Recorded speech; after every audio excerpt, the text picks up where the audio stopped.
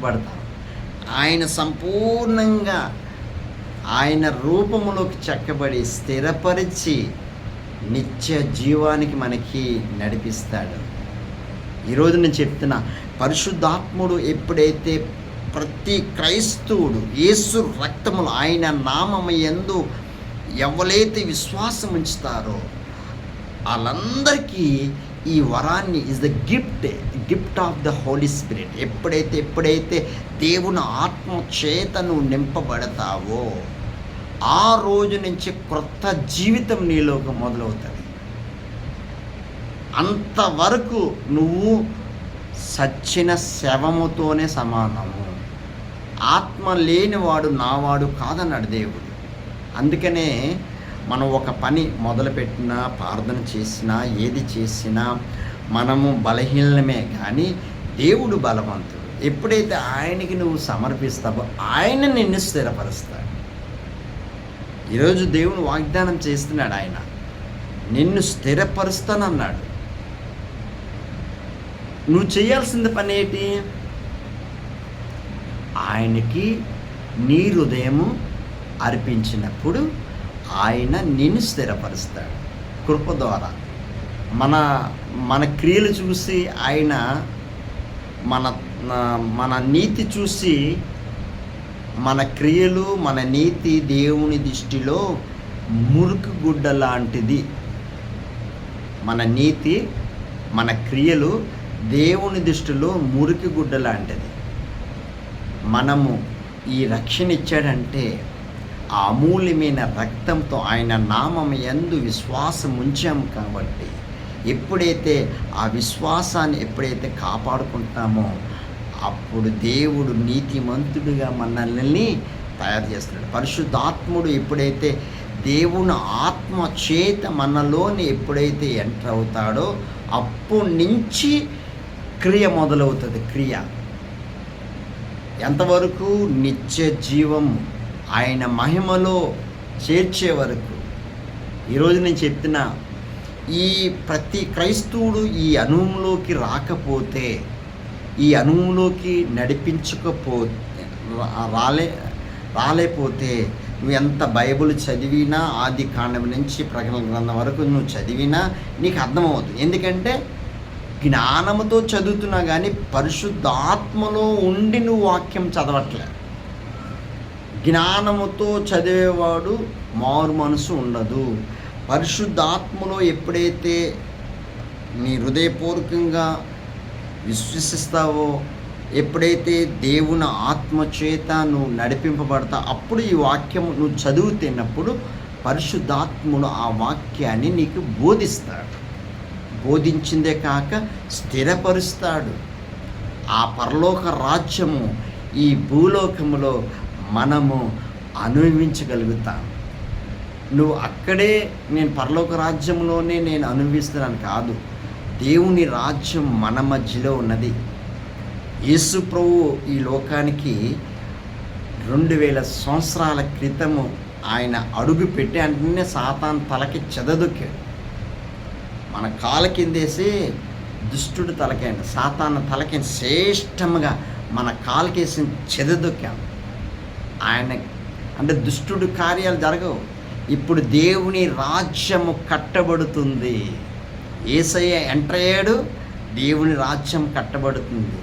సాతాను రాజ్యం కూలిపోయింది. ఎప్పుడైతే యేసు ప్రభు ఈ లోకానికి వచ్చాడో సాతాను రాజ్యం కూలిపోయింది. దేవుని రాజ్యం ఈ భూలోకములో కట్టబడుతుంది. ఇప్పుడైతే ఆ పరిశుద్ధాత్మ ప్రతి క్రైస్తవుడు నేను చేస్తున్నా, 2 చేతులు ఎత్తి నేను ఒక్కటి చెప్తున్నాను.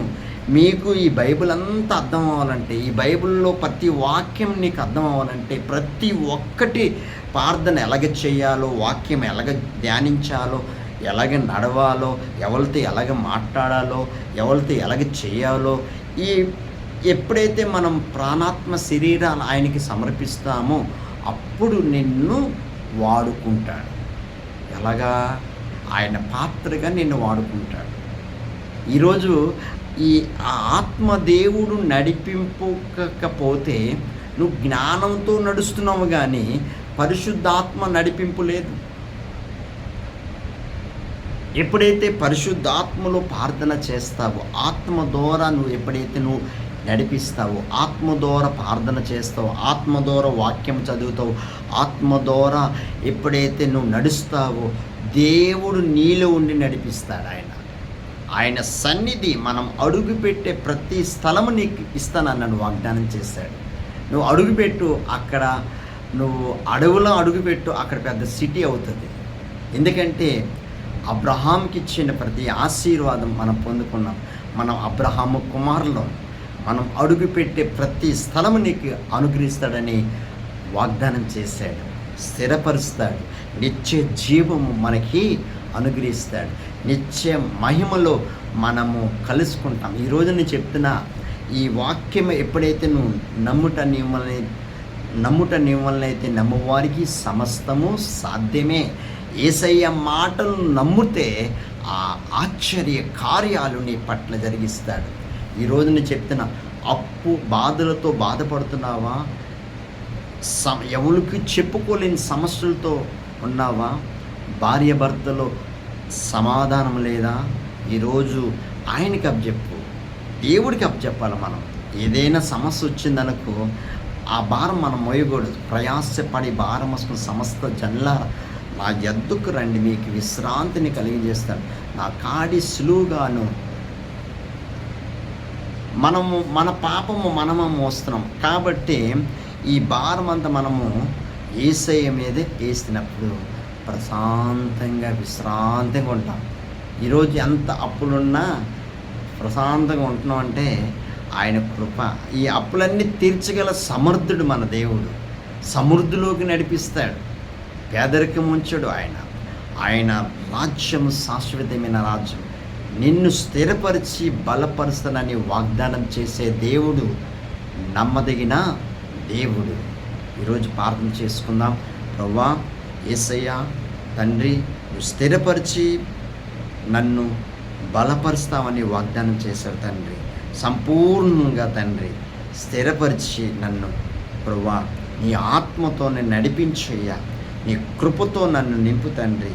నన్ను, నా కుటుంబాన్ని రక్షించయ్యా. ఈ అప్పుల బాధ నుంచి నన్ను విడిపించయ్యా. యేసయ్యా, నువ్వే విడిపించగలవు తండ్రి. మనుషులు నమ్ముకుంటే వ్యర్థమే తండ్రి, రాజులు నమ్ముకుంటే వ్యర్థమే తండ్రి. నువ్వే మాకు ఆశ్రయము, దుర్గం ప్రభువా. నువ్వే ఈ అప్పుల నుంచి విడిపించినందుకు, ఈ అప్పులు తీర్చే శక్తిని నాకు అనుగ్రహించినందుకు స్తోత్రాలు. ఈ అప్పులన్నీ నువ్వు తీర్చినందుకు స్తోత్రాలు తండ్రి.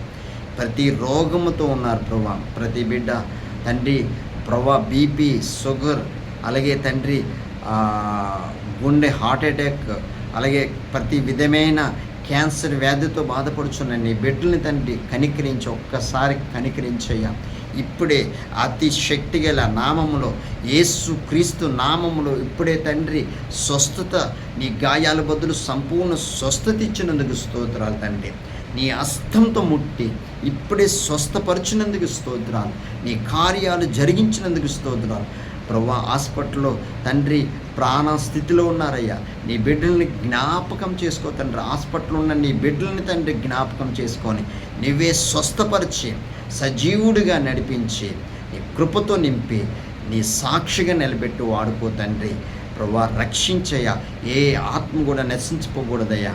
ప్రభువా, నీ బిడ్డ తండ్రి యేసయ్యా రమేష్ కుమార్ నీ కుమారుడు తండ్రి. ప్రభువా, ఉద్యోగం లేక సతమతం అవుతున్నాడయ్యా. నీ కుమారుణ్ణి తండ్రి ఇప్పుడే దర్శించి, ఇప్పుడే తండ్రి ఏదైతే జాబు వెతుకుతున్నాడో ఆ జాబుని అనుగ్రహించినందుకు స్తోత్రాలు. నీ కుమారుని స్థిరపరిచినందుకు స్తోత్రాలు తండ్రి. వెంటనే కాల్ చేసి మాట్లాడి కృపను అనుగ్రహించి రక్షించి కాపాడయ్యా. రమేష్ కుమార్ తండ్రి మంచి జాబ్ ఇచ్చినందుకు స్తోత్రాలు తండ్రి. నీ కుమారుణ్ణి తండ్రి స్థిరపరిచి నీ రాజ్యము కొరకు స్థిరపరిచేయ తండ్రి. అనేకుల్ని తండ్రి సిద్ధపరిచేయ. నీ కుమారుని నీ పాత్రగా వాడుకొని జాబ్ ఇచ్చినందుకు స్తోత్రాలు. దీవించి ఆశీర్వదించేయ ప్రభువా. ఎంతోమంది నలిగిపోతున్నారు. నీ బిడ్డని తండ్రి కనికరించి సంపూర్ణ స్వస్థత దయచేసి, ఆర్థిక సమస్యలతో బాధపడుతున్న ఆర్థిక సమస్యలన్నీ అప్పుల నుంచి విడిపించినందుకు స్తోత్రాలు తండ్రి.